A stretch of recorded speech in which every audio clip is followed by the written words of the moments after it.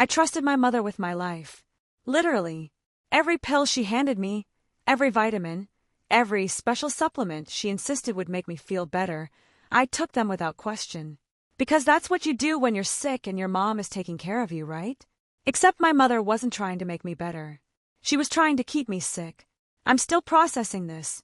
3 days ago, I found out the truth, and I honestly don't know how to move forward. Because how do you recover from discovering that the person who gave you life has been slowly poisoning you for 2 years? My name's Melissa, I'm 27 years old, and up until 6 months ago, I was perfectly healthy. Athletic, active. I ran marathons. I taught yoga classes on weekends. I had energy for days. And then I got sick. It started small. Fatigue that wouldn't go away, no matter how much I slept. Then the headaches came. Then the nausea. Then the dizziness. My hands would shake for no reason. I'd get these horrible stomach cramps that would leave me doubled over in pain. I went to doctor after doctor. They ran every test imaginable. Blood work, MRIs, CT scans, endoscopies. Everything came back normal or inconclusive. One doctor suggested it was anxiety. Another said maybe it was fibromyalgia. A third thought it might be chronic fatigue syndrome. Nobody could figure out what was wrong with me. I had to quit my job, gave up teaching yoga, stopped running. Most days, I could barely get out of bed. I went from this vibrant, independent woman to someone who needed help showering. And my mother was there for all of it. Mom moved in with me about 4 months into my mystery illness. She said she couldn't stand watching me suffer alone. She took over everything, cooking, cleaning, managing my medications, driving me to appointments. She was the perfect caregiver. She'd make me special smoothies every morning. Full of nutrients, she'd say. This will help you get your strength back. She'd give me supplements. Vitamin D, B12, magnesium, probiotics. The doctors don't know everything, she'd tell me. Sometimes natural remedies work better than their tests. She'd prepare all my meals. You need to eat healthy to heal, she'd insist, bringing me carefully plated dishes. And I kept getting sicker. By month 6, I'd lost 30 pounds. My hair was falling out. I couldn't focus on anything. Some days I'd have such severe brain fog that I'd forget entire conversations. I started having episodes where my heart would race for no reason, and I'd feel like I was dying. My boyfriend, Tyler, was getting increasingly worried. Mel, this isn't normal, he'd say. Healthy people don't just fall apart like this. Something's wrong and the doctors are missing it. But what could we do? Every test came back clean. Every specialist shrugged their shoulders. I was a medical mystery.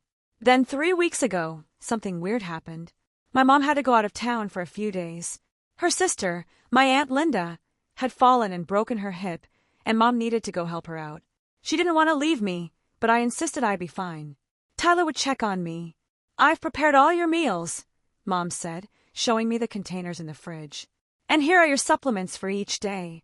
She'd organize them in a pill organizer, labeled by date and time. Don't skip any doses, sweetie. They're important. I won't, Mom. I promise. She left on a Wednesday morning. By Friday afternoon, something strange happened. I felt better. Not completely better. I was still weak and tired, but the constant nausea had eased. The headache that had been my companion for months had dulled to almost nothing. I actually had an appetite for the first time in weeks. Tyler noticed immediately when he came over Friday night. You look different, he said, studying my face. Your color is better. Are you feeling okay? Honestly? Yeah. I mean, I'm still not great, but I feel more like myself than I have in months. It's weird. Tyler frowned. What's different? What changed? Nothing really. Mom's gone, but I've been eating her prepared meals and taking all my supplements just like always. Have you though? Tyler asked. Have you been taking them exactly the same? I thought about it. Well, actually no. I ran out of one of the supplements yesterday morning. The one in the blue bottle. I meant to text Mom and ask what it was so I could get more, but I forgot. Tyler's frown deepened. And you started feeling better after you stopped taking it? I guess so. But that's probably just coincidence. Except Tyler's a pharmacist. And he doesn't believe in coincidences when it comes to medications. Mel, where's the bottle? I showed him. It was unlabeled, just a plain blue bottle with white pills inside. My mom had been giving me 2 of these every morning for the past 6 months, telling me they were a special immune booster from her naturopath. Tyler opened the bottle and examined one of the pills carefully. His face went pale. "Melissa, have you ever looked up what these actually are?" "No. Mom said they were natural supplements." "Why?" "Because this isn't a supplement." His voice was shaking. "This has a pharmaceutical imprint on it. See this number here? That's not from any natural health company." He pulled out his phone and started searching. 2 minutes later, he showed me the screen. The pills were digoxin, a heart medication, in doses that, for someone without heart problems, could cause exactly the symptoms I'd been experiencing.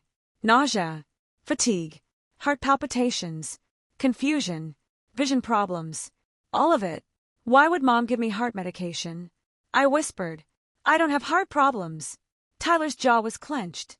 "I don't know, but we're going to the emergency room. Right now." The ER doctor's face when Tyler explained the situation was something I'll never forget. They drew my blood immediately, ran a full toxicology screen, and sure enough, my digoxin levels were dangerously high.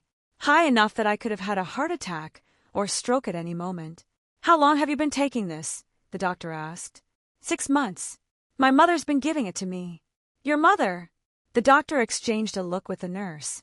"Does your mother have a prescription for digoxin?" I don't know. She never mentioned having heart problems. They admitted me overnight for observation and to flush the drug from my system. The next morning, a different doctor came in, an older woman with kind eyes and a serious expression. "Melissa, I need to ask you some difficult questions," she said gently. "Has your mother ever hurt you before? Has she ever done anything to make you sick deliberately?" "What?" "No. My mom loves me. She's been taking care of me this whole time." "I understand this is hard to hear," the doctor continued. "But what you're describing, a previously healthy young woman suddenly becoming mysteriously ill, and a caretaker who insists on managing all medications and food, and symptoms that match a medication the patient shouldn't be taking. This follows a pattern we see in cases of Munchausen syndrome by proxy. I felt like the floor had dropped out from under me. You think my mother is poisoning me on purpose? I think we need to investigate that possibility, yes. The levels of digoxin in your system don't match occasional accidental exposure. They match sustained, regular dosing over time. And the fact that you improved significantly within 48 hours of stopping that medication is very telling. I couldn't breathe. This couldn't be real. My mother wouldn't do this. She loved me. She'd given birth to me. She'd raised me. She'd been by my side through everything. But then I started thinking about things. Little things that hadn't made sense before. How Mom had seemed almost disappointed whenever a test came back normal. How she'd always push me to see more doctors, get more tests, try more treatments. How she'd light up when telling her friends about my latest symptoms, speaking with this weird excitement that I'd always attributed to her being worried. How she'd gotten angry when I'd started dating Tyler 2 years ago, right before I got sick. She'd said he was taking me away from her, that he didn't understand our relationship. How she'd insisted on being in every doctor's appointment, answering questions for me, even when I could answer myself. Always steering the conversation, always emphasizing how sick I was. The hospital called the police. They came and took my statement.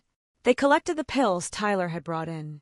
They asked permission to search my apartment, specifically my mother's room and the kitchen. What they found made me physically sick. In my mother's suitcase, the one she packed for her trip, they found 3 more bottles of digoxin, all prescribed to her, under her name, from different pharmacies across town. The dates went back 3 years. In the kitchen, they found digoxin dissolved in liquid form in a bottle labeled vitamin D drops.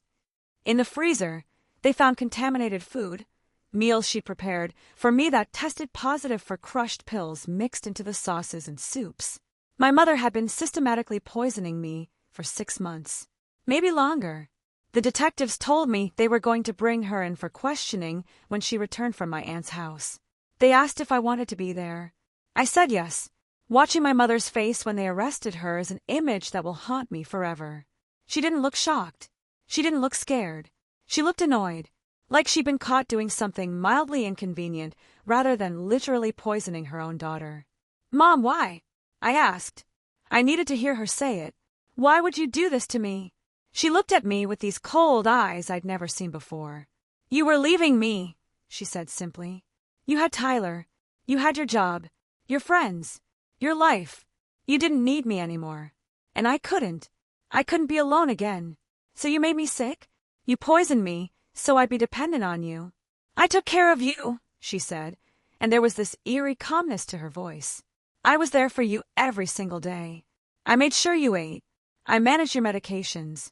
I took you to appointments. I was a good mother. You were killing me. I would never kill you, she said, sounding offended. I was just keeping you close, making sure you needed me. Is that so wrong? You're my daughter, my baby. You'll always be mine. The detective's expression told me he'd seen this before. The hospital social worker who joined us looked sad but not surprised. Mrs. Chun, you're under arrest for assault with a deadly weapon, administering poison, and elder abuse. She's not elderly, my mother interrupted. She's my daughter. The charges also include dependent adult abuse in this case, the detective corrected. You have the right to remain silent. I watched them read her rights. Watched them put handcuffs on the woman who'd given birth to me, who taught me to ride a bike, who'd braided my hair for school pictures, who'd been slowly killing me because she couldn't stand the thought of me being independent. Tyler put his arm around me as they led her away. She looked back once, and you know what she said? I love you, sweetie. Don't forget to take your vitamins. That was 3 days ago. I'm still in the hospital. They're monitoring my recovery and running tests to see if there's any permanent damage to my organs from prolonged digoxin exposure. So far, it looks like I might be okay. My body's already starting to heal now that the poison is out of my system. The headaches are gone. The nausea is gone. I can think clearly again. I can eat without feeling sick. Yesterday, I walked to the end of the hallway and back without getting dizzy. I'm getting better. Finally. But the emotional damage, that's going to take a lot longer to heal. Because how do you process this? How do you accept that your own mother, the person who's supposed to protect you above all else, deliberately hurt you? Made you sick? Took away months of your life because she was lonely? The psychiatrist they assigned to me says my mother likely has Munchausen syndrome by proxy. It's a mental illness where a caretaker, usually a parent, makes someone under their care sick so they can get attention and feel needed. It's a form of abuse, a serious one. The prosecutor says they're building a strong case.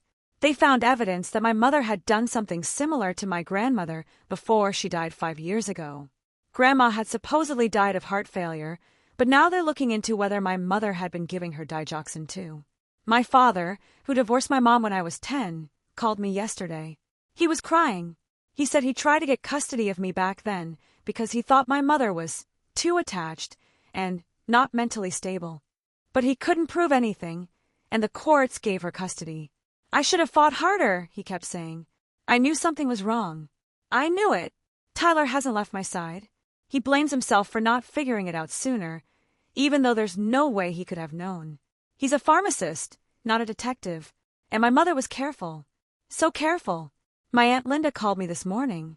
Turns out she never fell and broke her hip. My mother had made that up as an excuse to leave town. Aunt Linda is fine. She had no idea my mother was even planning to visit, which means my mother knew she needed to leave. Did she suspect I was getting suspicious? Did she think taking a break from poisoning me would throw everyone off the trail? I'll never know, because I'm never speaking to her again. The prosecutor asked if I'd be willing to testify at trial. I said yes, because other people need to know this can happen, that the person taking care of you might not actually have your best interests at heart. That trust can be weaponized. I've started physical therapy to rebuild my strength. Started seeing a trauma therapist 3 times a week. Started the long, painful process of accepting that my mother is not who I thought she was. Tyler brought me my running shoes yesterday. For when you're ready, he said. I cried holding them, because 6 months ago, I thought I'd never run again. I thought I was dying of some mysterious illness that no doctor could cure. Turns out I was dying, just not from an illness. I was dying because my mother couldn't let me live my own life. To anyone out there who's mysteriously sick and nothing's helping, please pay attention to patterns. Do you feel better when you're away from your caretaker? Do your symptoms match medications someone in your house takes?